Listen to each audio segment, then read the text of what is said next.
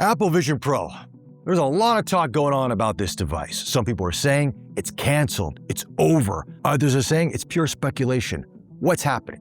Well, I spoke to one person who probably knows more than most, Kevan Parekh, the Chief Financial Officer at Apple. And he was here in Singapore recently at NUS, National University of Singapore, because the students have a course they can take on spatial computing, and guess what they're using for their projects? Apple Vision Pro. Think you guys are gonna like what he has to say, so with that, enjoy the interview. Can we look at this as an ecosystem, really? Yeah. And we view this as a long-term opportunity. It really starts with the developer community. This is really early innings. Yeah. And I think for us, this is an example of people are just getting started. We're seeing, new surgical procedures, people being trained on Vision Pro. Kevin, thank you so much. Thanks for having me. Thank you. Welcome to Singapore. So when is the last time you were here? 7 years. It's been way too long. Way too long, but super excited to be back. And I heard you went to the MBS store. I did.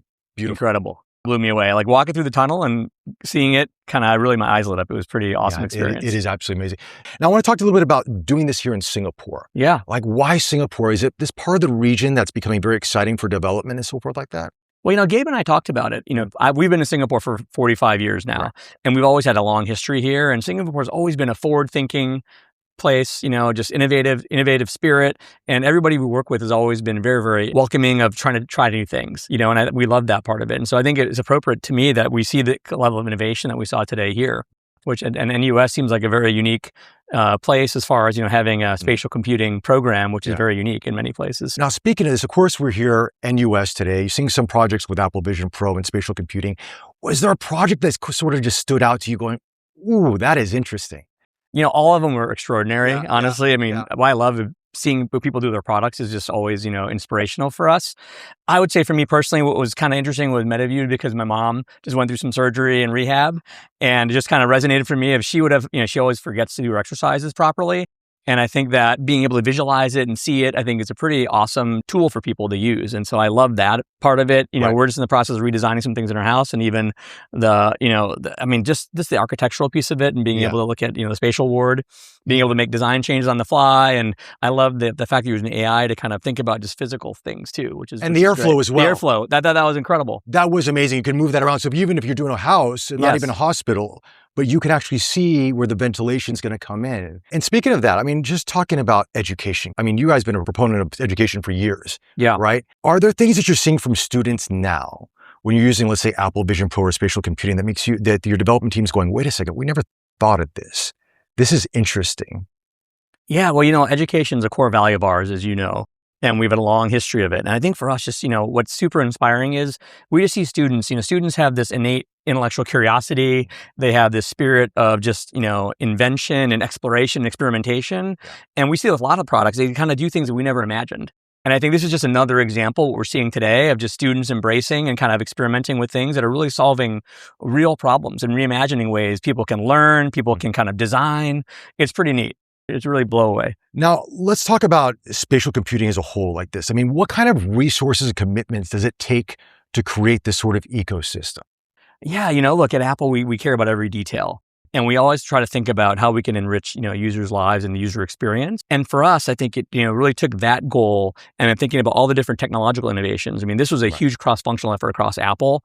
We had, thousands of new inventions to have to kind of bring this technology to life, from the unique display that we designed, the hand tracking we talked about that allowed, that freedom to be possible without controllers, even reimagining how we sold the product. We've never had a product to demo like that in a retail store before. So we had to reimagine a lot of things to do this. And so it just takes a lot of commitment and effort. And for us, it was really about focus, which is always important. And getting to that as well, this is still the early days of what we're seeing with spatial computing. But I'm just kind of curious how you see it going forward. Is this, obviously Apple's put a lot of investment in something like this and a lot of time and resources, but where do you see the future of this?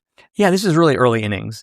And I think for us, this is an example of people are just getting started. We're seeing, the inspiration I'm seeing here today is great. We're seeing great use cases in business where people are reimagining just, again, ways to do work. Like in hospitals, we're seeing, new surgical procedures, people being trained on Vision Pro without having to actually get a scalpel and use a real cadaver or live humans. And so just ramping up, surgical knowledge is something we're seeing some really cool use cases on, reimagining design and kind of, if you go into a place and trying to think about an HVAC system, you can have an X-ray and see, in the ceiling, the floor plan. It's pretty incredible.